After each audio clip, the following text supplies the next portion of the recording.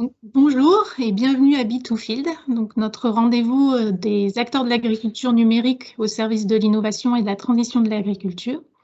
Donc, je suis, pour ceux qui ne me connaissent pas, Anne Portal, je suis chargée de mission innovation à l'agence ADOC, l'agence de développement économique de la région Occitanie. Et j'ai co-organisé, on va animer cette journée avec Nicolas Nguyente du pôle Agri-Sud-Ouest Innovation.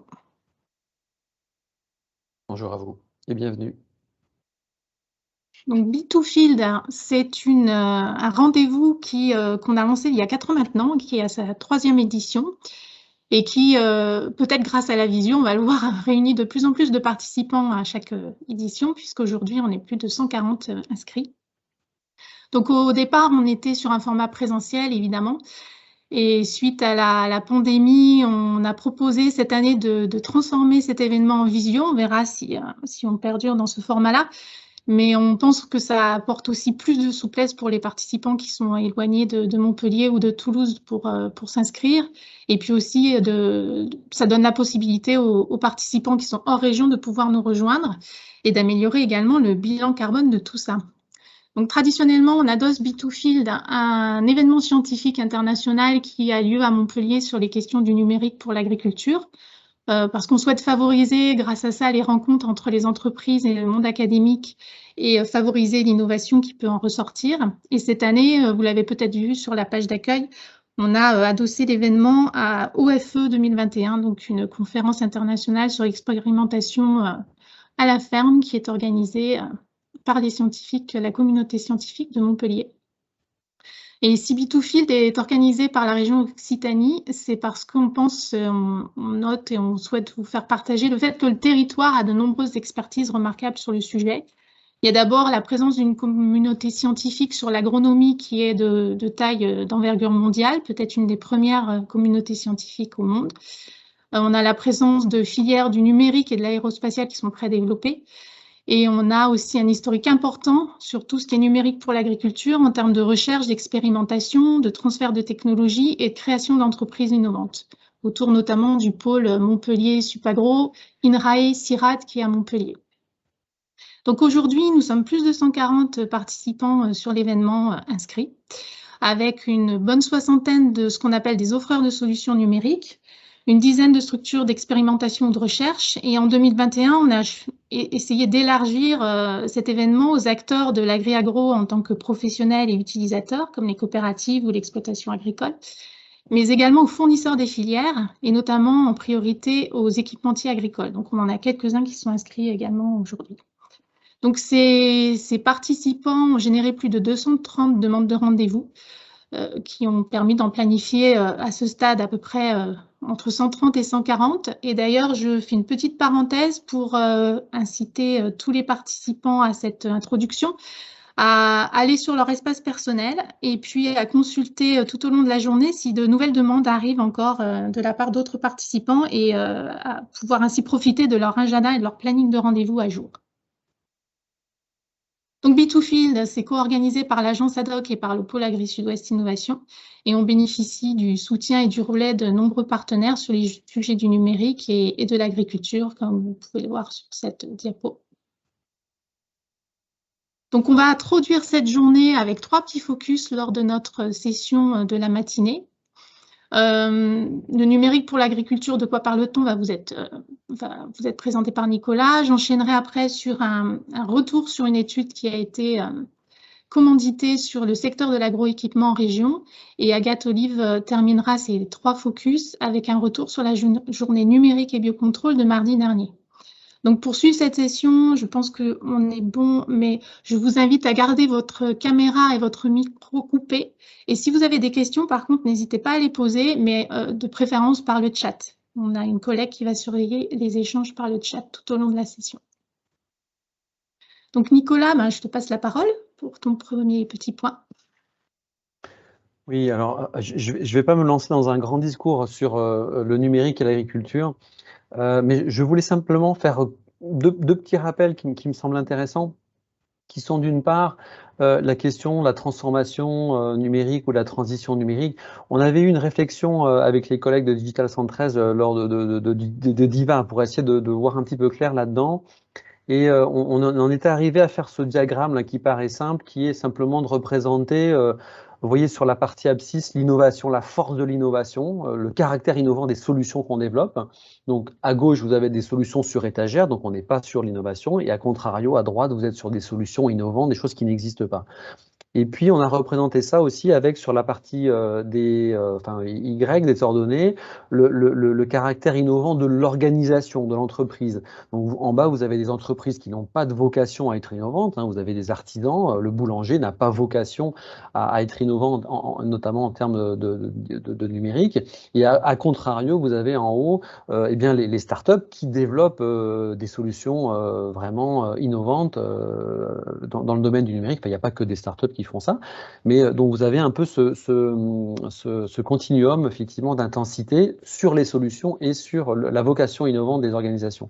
Et donc finalement, enfin, alors, nous en tant que pôle, mais aussi ad hoc également, on se situe notamment dans dans le carré supérieur droit, c'est-à-dire on s'occupe d'innovation, de développement de solutions innovantes, en général avec des entreprises innovantes.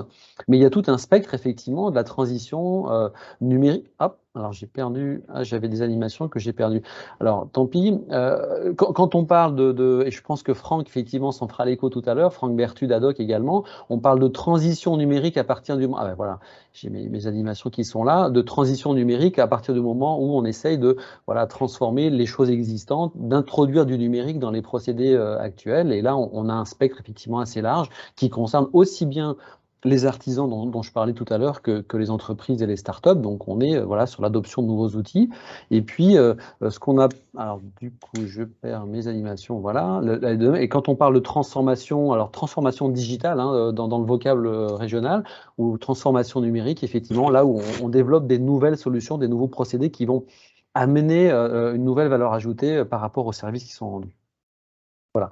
Donc ça, c'était juste un petit rappel sur ce vocable-là. Une autre chose que je voulais rappeler, alors, à chaque fois que j'appuie sur un bouton, je perds les choses. Voilà.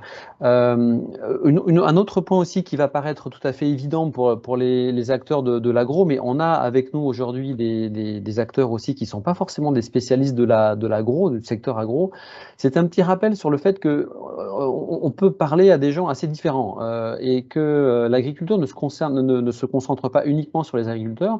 Juste un petit rappel sur le fait qu'il y a un continuum que l'on nomme de la fourche à la fourchette, hein, farm to fork, et qui couvre donc à la fois la production, c'est la partie dite amont avec des agriculteurs, des coopératives, la partie transformation qui est représentée par des industries agroalimentaires, des PME, mais également des artisans, qui transforment la matière et puis qui ensuite est distribuée vers le consommateur. Donc on a donc déjà trois types d'acteurs un peu différents. Ça, c'est une chose. Et puis après, il y a un certain nombre d'acteurs qui viennent, alors je dirais pas périphériques, mais des acteurs qui apportent une contribution à ce continuum de la fourche à la fourchette. L'agrofourniture avec des semenciers, des fournisseurs de produits phytosanitaires, l'agroéquipement qui fournit les machines, les moissonneuses, les drones également, les robots et les capteurs.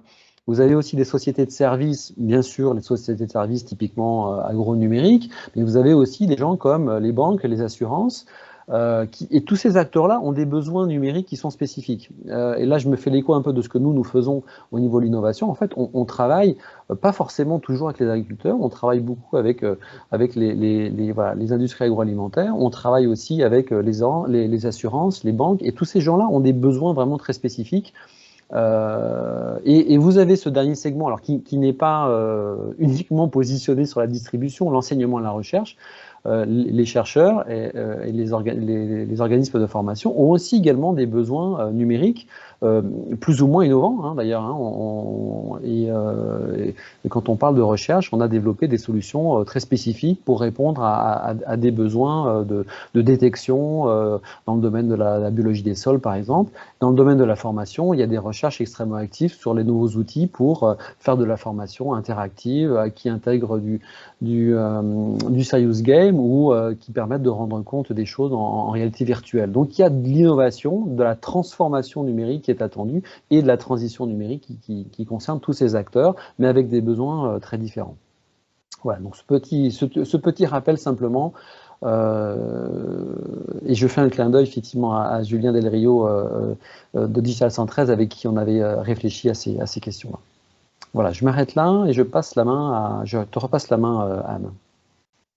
Ah non, pardon. Alors c'est encore à moi. Effectivement, je voulais juste aussi vous informer que dans la suite de DIVA que j'ai eu l'honneur de coordonner, on va entretenir la dynamique de l'événement final qu'on avait organisé en mars de l'année dernière pour reconduire un événement régulier. Enfin, on espère pouvoir le faire de façon régulière pour entretenir cette dynamique européenne.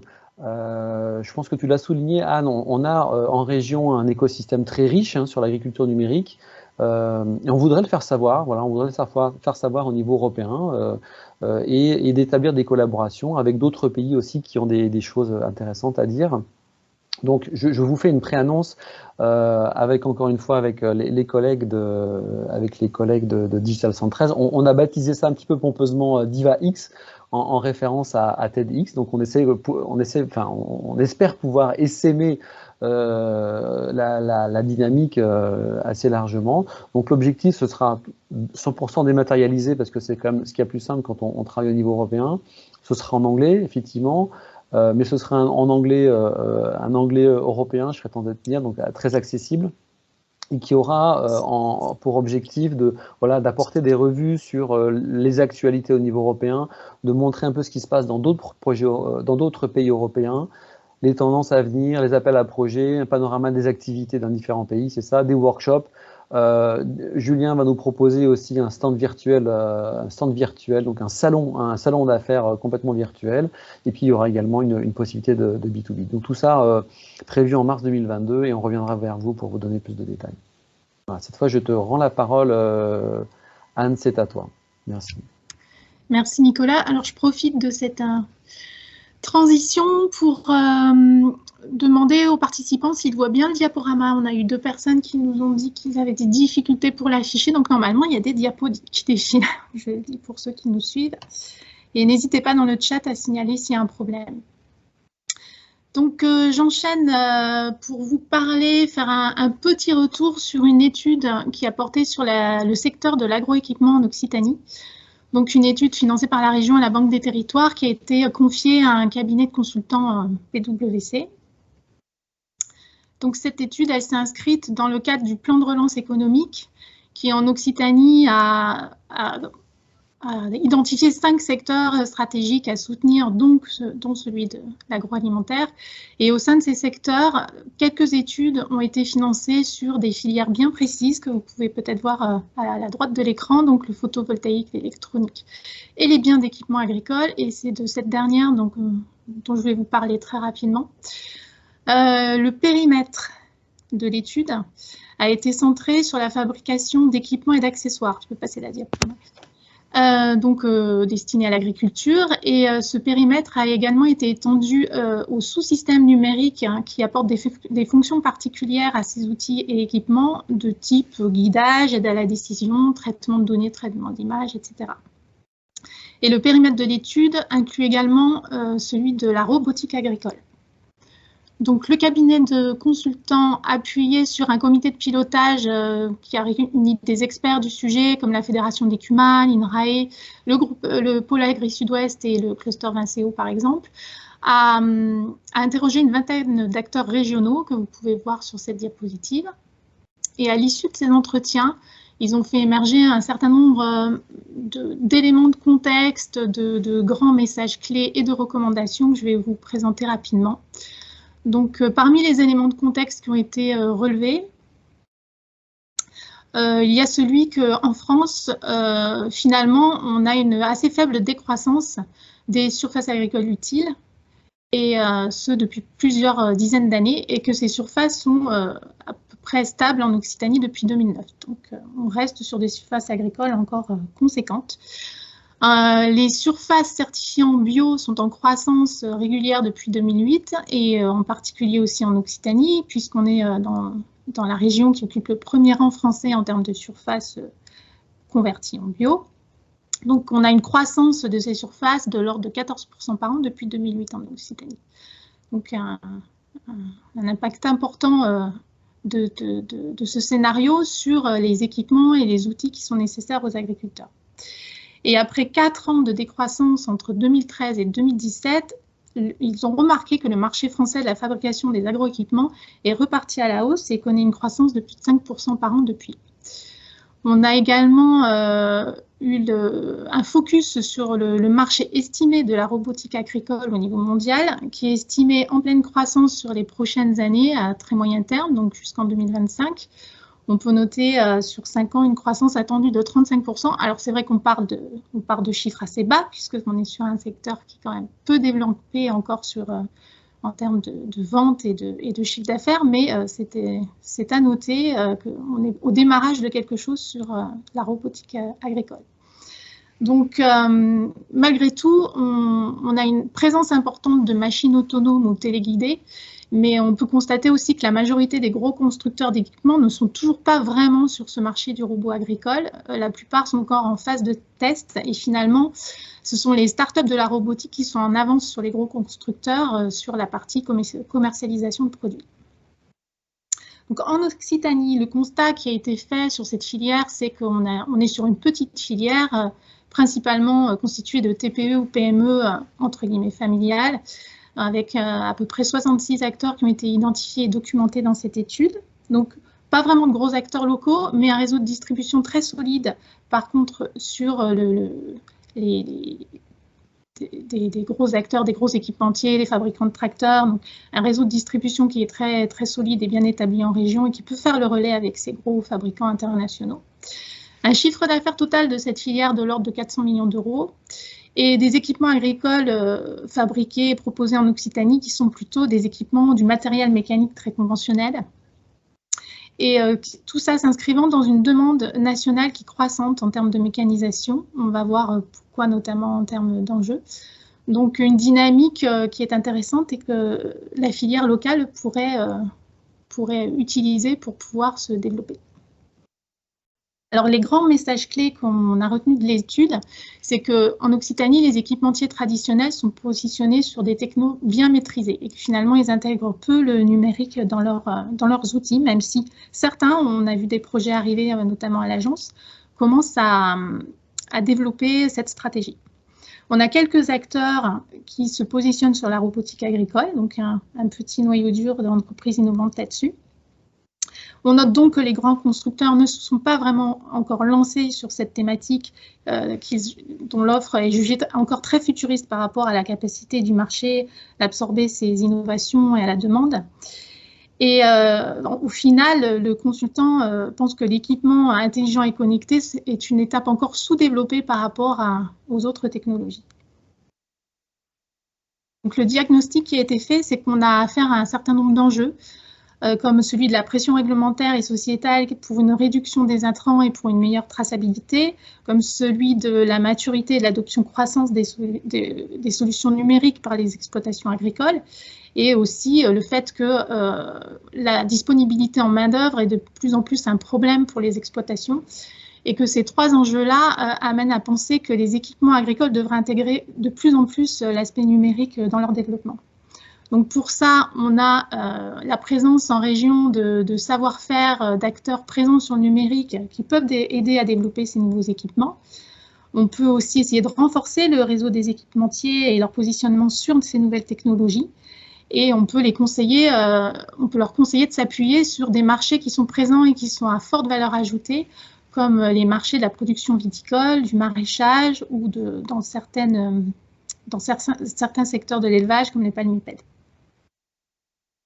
Donc, le cabinet a recommandé de travailler sur 3 axes, et sur ces 3 axes, 2 portent sur la digitalisation des équipements et sur la robotique agricole. Donc, tous les acteurs présents en région sur ces piliers-là, équipements conventionnels, robotique agricole et peut-être un jour équipement intelligent, peuvent tous contribuer à faire émerger cette brique d'équipement d'une manière ou d'une autre. Donc, il y a on va le voir sur la diapo suivante, un enjeu de faire émerger des partenariats et de faire travailler les acteurs en réseau sur cette thématique. Donc, il semble qu'animer cette communauté d'acteurs soit vraiment primordial. Ça permettrait de garantir la prise en compte des attentes des agriculteurs en intégrant dans la chaîne les utilisateurs et notamment en faisant représenter ces attentes par des acteurs des coopératives, par exemple.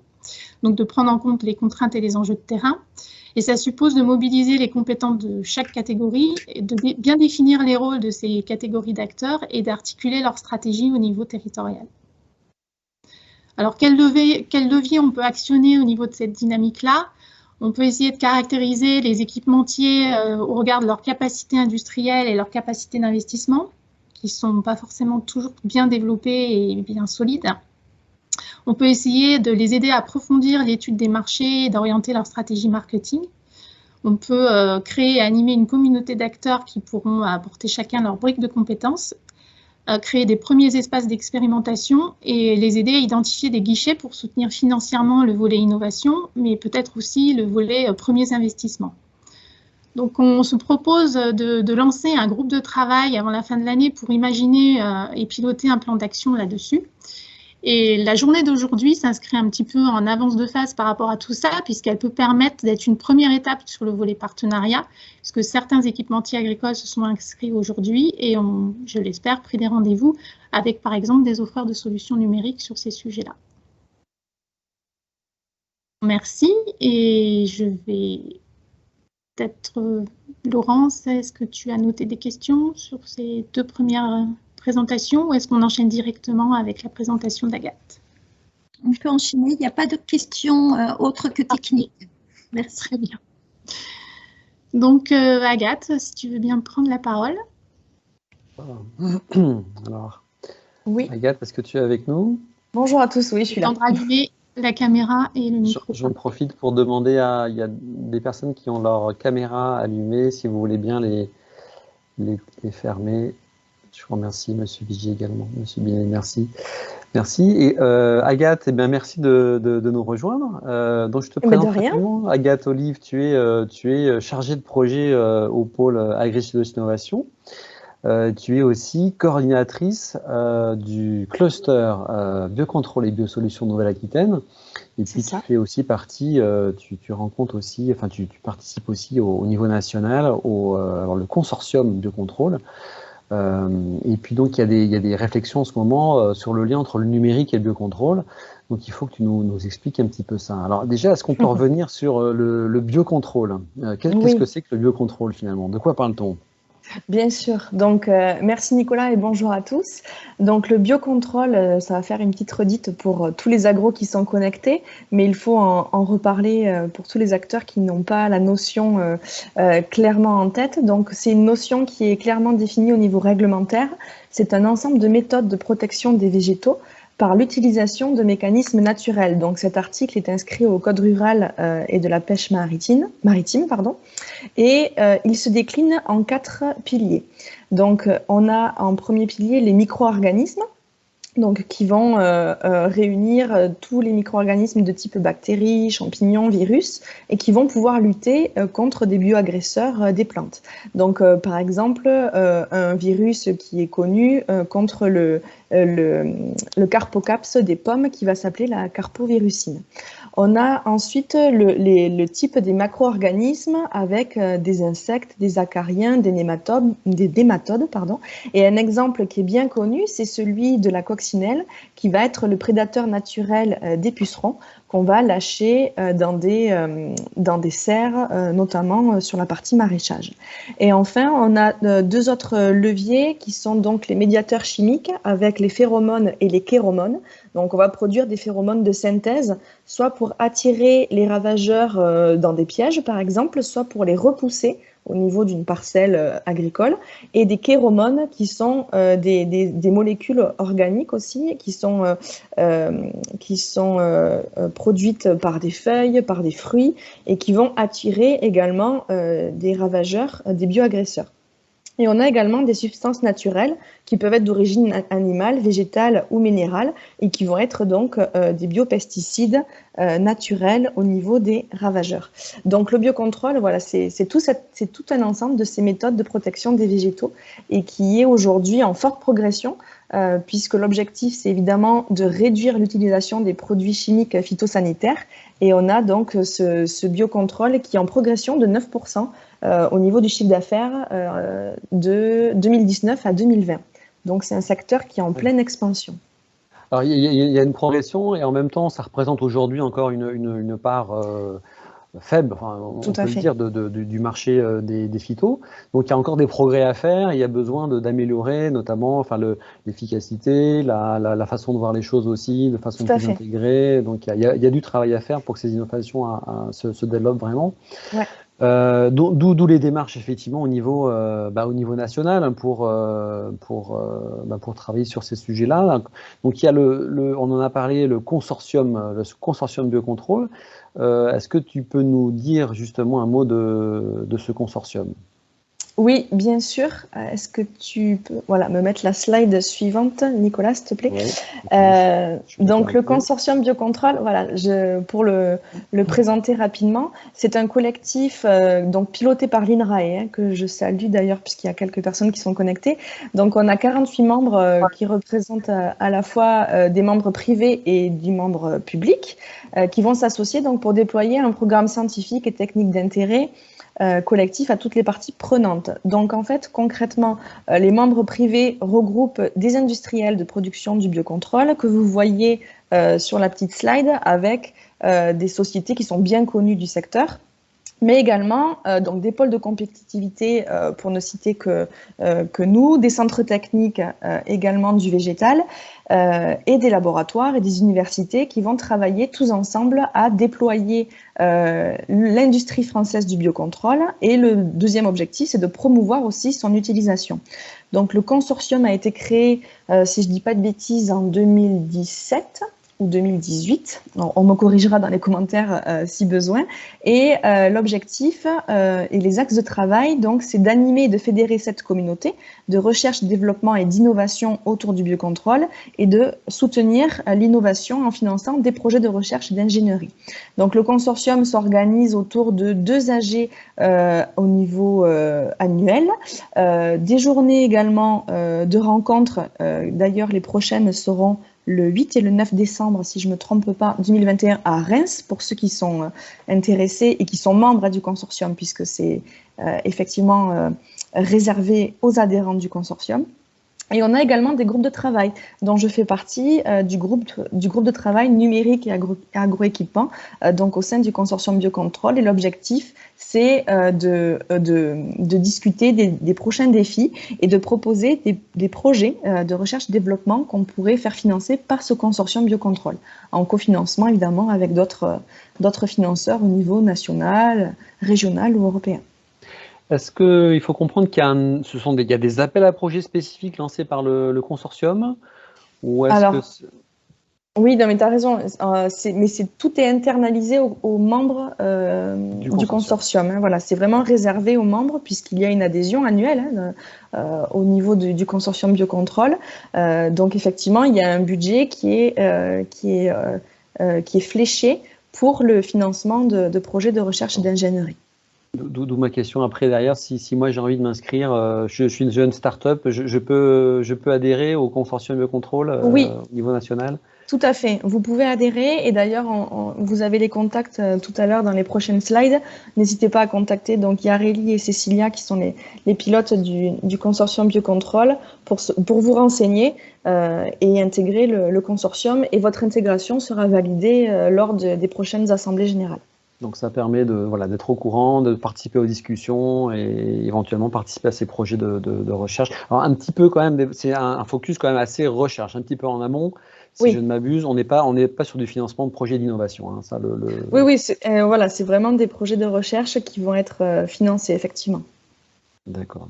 Alors ça nous amène du coup à la journée qui s'est tenue. Donc il y a un groupe de travail, tu l'as dit, sur le biocontrôle et alors le numérique, l'agroéquipement et la robotique. Donc on voit bien l'intérêt de voir comment ces outils-là peuvent venir en soutien au biocontrôle et sûrement améliorer l'efficacité. Tu vas nous en dire un peu plus. Donc il y avait une journée, c'était mardi dernier, le 12, et donc tu vas nous donner en primeur les conclusions de cette journée. Je crois qu'il y a une petite diapo. Oui, Voilà. voilà.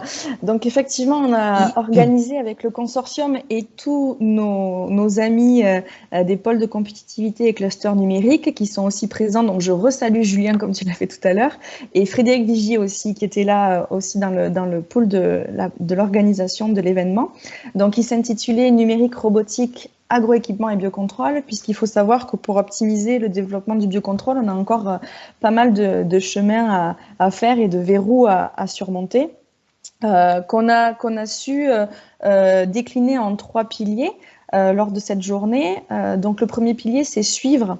Donc c'est un grand besoin pour déployer le biocontrôle. Il faut suivre l'environnement de la culture pour savoir à quel moment la culture est la plus disposée à recevoir une application de biocontrôle.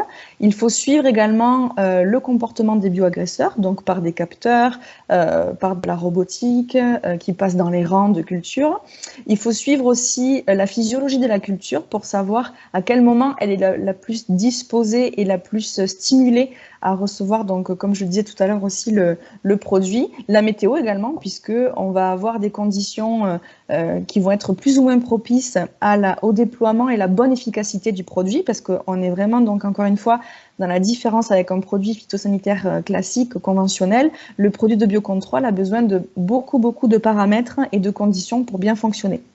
Donc on peut parler aussi de la météo, voilà, parce que des conditions humides ne seront pas forcément propices au bon développement et à la bonne efficacité du produit de biocontrôle.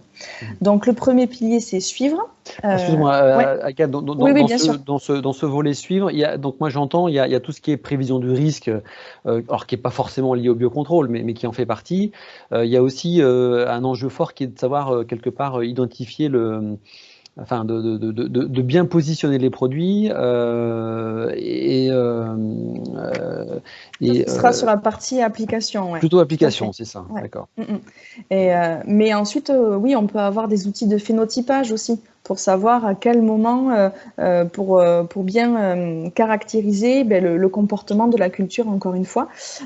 Et on peut développer des outils d'aide à la décision, oui, pour savoir quand est-ce qu'il faut agir. Donc tout est lié, hein, tout est lié aussi au niveau de ces piliers. Dans suivre, on retrouve aussi typiquement les pièges connectés ou des choses comme ça. Tout à fait, c'est ça, c'est le comportement des bioagresseurs et les pièges connectés. Donc on a eu des interventions au niveau des pièges connectés mardi.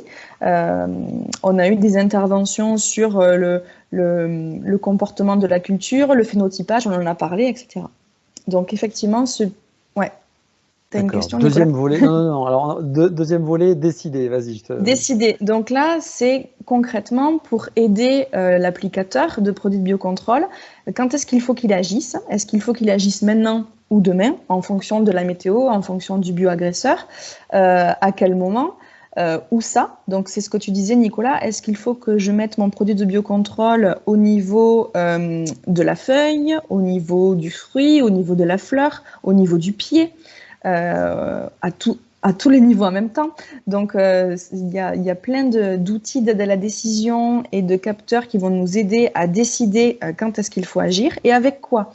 Parce qu'aujourd'hui, on a plein de solutions d'applications. On a le pulvérisateur, on peut avoir des applications par drone. J'en dis un peu trop par rapport au dernier levier, mais il faut décider et choisir quel est le bon outil d'application de mon produit. Donc voilà quel est le... On est vraiment sur des OAD typiquement, des modèles qui vont permettre de bien positionner le produit au meilleur moment. Sachant Exactement. que tu me coupes si je dis des bêtises, mais finalement avec du biocontrôle, on est avec des produits qui ne fonctionnent pas de façon aussi binaire, on va dire, qu'un produit conventionnel. Donc il y a besoin de prendre plus de paramètres en compte pour que ça marche bien. Hein. Exactement, tout à fait. Exactement. Coup, et ça nous amène au troisième volet. Et le troisième levier. Troisième levier ou troisième volet, peu importe, c'est l'application. Donc, quel équipement choisir? Est-ce que, comme je le disais tout à l'heure, ça va être un pulvérisateur? Est-ce que c'est quelque chose qui va être enrobé dans une semence aussi? Est-ce que c'est quelque chose qu'on peut lâcher par drone, puisqu'on a des lâchers de trichogrammes donc un outil de biocontrôle qui peuvent être réalisés? Comment on va contrôler aussi l'efficacité de mon produit par rapport au lâcher ou à l'application? Dans quelles conditions d'application également je vais épandre ou diffuser mon produit, et donc l'efficacité du procédé. Pour suivre vraiment l'efficacité, à partir du moment où j'applique mon produit de biocontrôle, quels sont les résultats? Est-ce que mon bioagresseur il a pu être drastiquement contrôlé, puisqu'il n'y a pas de... Oui, c'est du biocontrôle, hein, c'est pas la même efficacité que le produit chimique, encore une fois. Qu'est-ce que tu peux nous dire en termes de grandes tendances? Les grands sujets, quelque part, d'innovation sur lesquels il y a besoin de travailler? Est-ce que tu peux nous donner quelques mots-clés là-dessus? Il faut travailler sur pas mal de choses Oui. au niveau du biocontrôle, mais ce que je pourrais retenir, c'est qu'il faut travailler sur les méthodes d'évaluation des produits. Donc, on a pas mal d'initiatives qui peuvent se déployer au niveau de ces sujets en lien avec le numérique, puisqu'on a des outils de phénotypage qui sont de plus en plus innovants et qui sont tous digitalisés. Et on a également aussi des chaires qui peuvent être mises en place, notamment du côté de chez vous à Montpellier, avec la chaire Perpignan, pardon, excusez-moi, en Occitanie, mais avec la chaire UPVD à Perpignan. Et le gros point pour moi qui reste... Excuse-moi, oui. Agathe, donc si je comprends bien, c'est une question de phénotypage, de pouvoir qualifier les effets d'un produit. Donc ça, je pense que ça intéresse typiquement Oui. les organismes d'expérimentation qui ont besoin de développer des nouvelles métriques, quelque part, pour caractériser l'efficacité des produits. Encore une fois, on n'est pas sur une approche conventionnelle, binaire, ça marche pas. On est sur des choses un peu plus compliquées, on a besoin de prendre en compte plus de paramètres. Exactement. On a besoin d'avoir des outils qui marchent bien. Exactement, parce que si on fait un test, par exemple, d'un produit biocontrôle à Perpignan et qu'on va le tester chez nous à Bordeaux, voilà, les paramètres seront complètement différents, les conditions de la nature du sol, de la météo, d'hygrométrie seront totalement différentes et le comportement du produit de biocontrôle réagira de manière différente. Donc, effectivement, il faut qu'on adapte tous ces paramètres et ces conditions. On va vraiment essayer de piloter le système dans sa globalité au lieu d'avoir un système binaire comme on pouvait avoir avant, comme tu dis. Du coup, je t'ai coupé, tu avais une autre tendance à nous dévoiler. Non, mais la grosse tendance et le gros besoin aussi que je verrai, c'est le partage de données. Donc, on est en plein de la partie numérique et digitale, qui est le sujet d'aujourd'hui. Mais aujourd'hui, il y a pas mal d'expérimentations qui sont réalisées aux quatre coins de la France sur le biocontrôle. Chacun va faire des expérimentations, que ce soit au niveau des centres techniques, au niveau des producteurs, des coopératives, etc., des distributeurs. Et je pense que, enfin, je suis pas la seule, hein, mais que l'objectif, c'est de décloisonner un peu ce partage de données pour que les applicateurs, les utilisateurs de produits de biocontrôle puissent se les approprier et puissent en tirer des grandes conclusions et dire, bon, ben voilà, là où je suis, le produit de biocontrôle, il faut que j'utilise tel paramètre pour qu'il puisse marcher chez moi, puisque j'ai vu que dans telle expérimentation, en Bretagne, ça ne fonctionnait pas. Donc, je vais essayer de faire autrement. Donc, c'est vraiment l'analyse de données, le partage de données, le décloisonnement de tout ça, qui, je pense, sera intéressant pour la suite et pour s'approprier au maximum les produits de biocontrôle. Très bien. Bah, écoute, je crois qu'on arrive à la fin. Donc, tu nous as mis quelques contacts utiles, effectivement, au niveau du consortium national, effectivement. Donc, ton contact à toi. Et puis, je crois qu'il y avait, on peut mentionner effectivement des événements que vous aviez préparés, que vous aviez fait avec Digital 113, je crois, pour préparer cette journée. Tout à fait, avec Digital 113 et puis les autres pôles du végétal et du numérique, on a réalisé 2 webinaires. Donc, un en juin, pour vulgariser la notion de biocontrôle auprès des acteurs du numérique. Donc d'ailleurs, si vous voulez, je m'adresse donc aux participants, si vous voulez avoir accès à ce webinaire, n'hésitez pas à contacter Nicolas ou moi-même. Et on a fait un autre webinaire fin août pour justement, dans l'autre sens, c'était le match retour pour acculturer les acteurs du biocontrôle au numérique. Donc c'était vraiment pour vulgariser les deux mondes. Voilà, en tout cas, si vous avez des questions, n'hésitez pas à nous contacter. Et sur le consortium national du biocontrôle, à contacter Yareli et Cécilia, dont vous avez les coordonnées sous les yeux.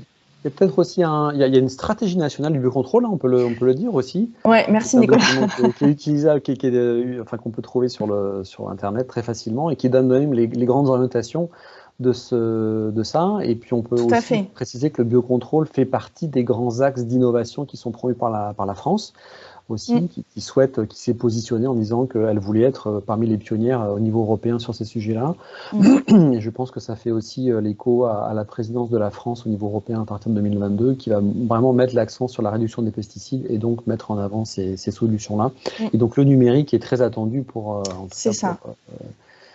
tout cas, donner un coup de boost et améliorer l'efficacité, comme on l'a dit. Exactement, dans la stratégie nationale de déploiement du biocontrôle que vous trouverez sur le site du ministère, il y a également des objectifs d'optimiser le déploiement grâce au numérique. Donc vous trouverez ça, tous les documents sont disponibles en libre service sur Google. Alors, je crois que nous avons une question, Laurence, peut-être tu veux t'en faire l'écho. Oui, une petite question donc, qui est relative au thème des partages de données. Est-ce qu'il ne faut pas aussi intégrer une dimension partage de connaissances, retour d'expérience sur des sujets où on fait toujours une comparaison avec les modes d'action des produits phyto traditionnels alors que c'est très différent? Ouais. Oui, c'est sans doute à toutes les différences entre biocontrôle et phyto classique. Oui. Oui, c'est tout à fait ça. Quand je parlais de partage de données, c'était sur, j'ai pas précisé, c'était effectivement sur le retour des résultats d'expérimentation qui peuvent se faire. Et effectivement, donc, dans quelles conditions on a expérimenté mon produit de biocontrôle pour qu'un maximum d'utilisateurs puissent avoir accès à ces données. Donc, effectivement, partage de connaissances, c'est tout à fait ça. Retour d'expérience sur tous ces sujets et de comparer les modes d'action traditionnels, bien sûr. Il y a un commentaire aussi, pardon, plus qu'une question, c'est effectivement un témoignage. Nous, les agriculteurs, comment faire pour avoir un suivi ou à minima une aide pour faire le tri dans tout ça, parce que des données, il y en a peut-être trop qui arrivent, et est-ce qu'il ne faut pas les prédigérer ou en tout cas les rendre plus accessibles? Vous refaites le test vu que vous... Oui, la question, elle porte sur comment se faire accompagner sur ces solutions-là quand on est un agriculteur. Donc il y a plusieurs dispositifs qui peuvent exister, qui sont orientés. Donc il y a des orientations auprès des coopératives, des dispositifs. Après moi j'ai la casquette Nouvelle-Aquitaine, donc je suis désolée si en Occitanie Nicolas, si t'inquiète. Mais non, en Nouvelle-Aquitaine il y a des dispositifs qui peuvent exister concernant une feuille de route qui va être mise en place en 2022. Mais il y a des dispositifs qui sont orientés auprès des coopératives et ensuite les agriculteurs, il y a des choses dans les tuyaux qui seront pilotées par la Chambre régionale de l'agriculture en Nouvelle-Aquitaine pour accompagner un peu plus tout ça, animer des groupes de travail, animer des réunions bout de champ, comme on peut dire, pour former, puisque donc la formation, c'est un gros verrou aussi au niveau du biocontrôle, donc le numérique certainement pourra aussi aider pour mettre en place des formations à distance, en utilisant peut-être la réalité augmentée, on ne sait pas, mais ça peut être aussi intéressant d'imaginer ce genre de choses.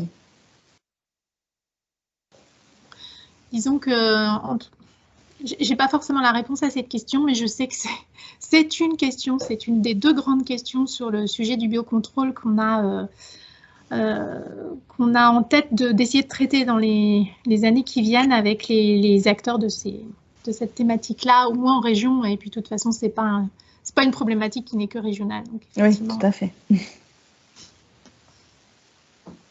Voilà. Anne, tu veux peut-être reprendre la main? Je crois qu'on arrive à... Oui, on arrive à la fin de nos petits focus thématiques et je vais juste finir sur du pratico-pratique. Donc, sur cette diapo, vous pouvez voir en résumé le programme du reste de la journée. Donc, de 11h à 18h, certains d'entre vous l'ont utilisé. On vous a proposé la possibilité de planifier des rendez-vous avec d'autres participants. donc des rendez-vous de l'ordre de 20 minutes en visio. Donc tout est géré automatiquement par la plateforme, je vais y revenir.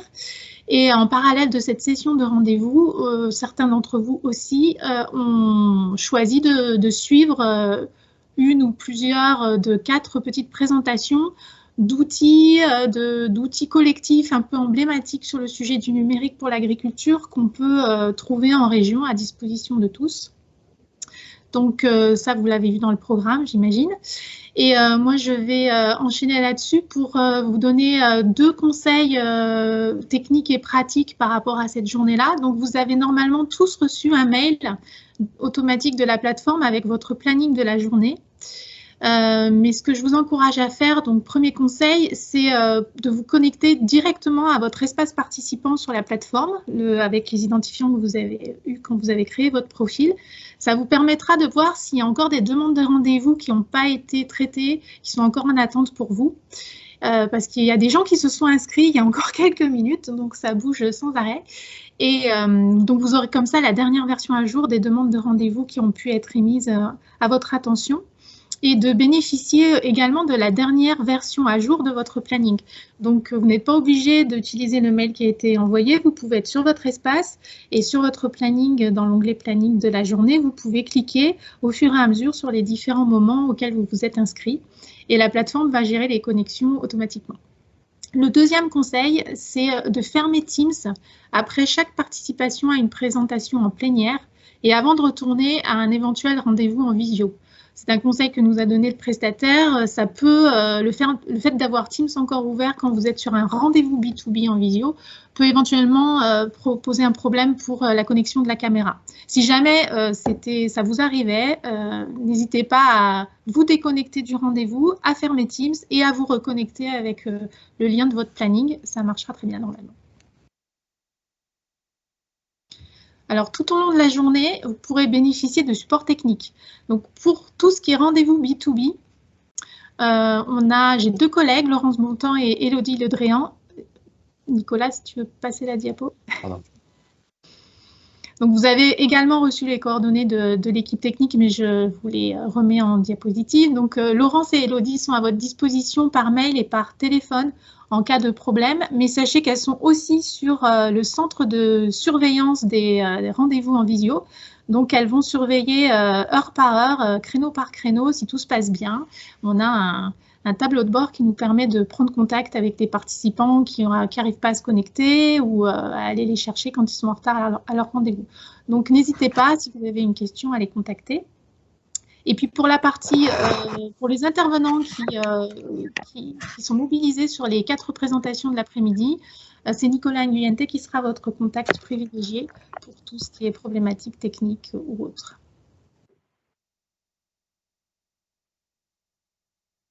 Voilà, il me reste, je pense, à clôturer cette session inaugurale en vous souhaitant une très bonne journée, en vous remerciant de la confiance et de l'intérêt que vous avez manifesté par rapport à cette journée et en espérant que tout se passe bien. C'est une première pour nous, enfin en tout cas pour moi, cette journée de rendez-vous B2B totalement en visio. Donc j'espère que ce sera fructueux.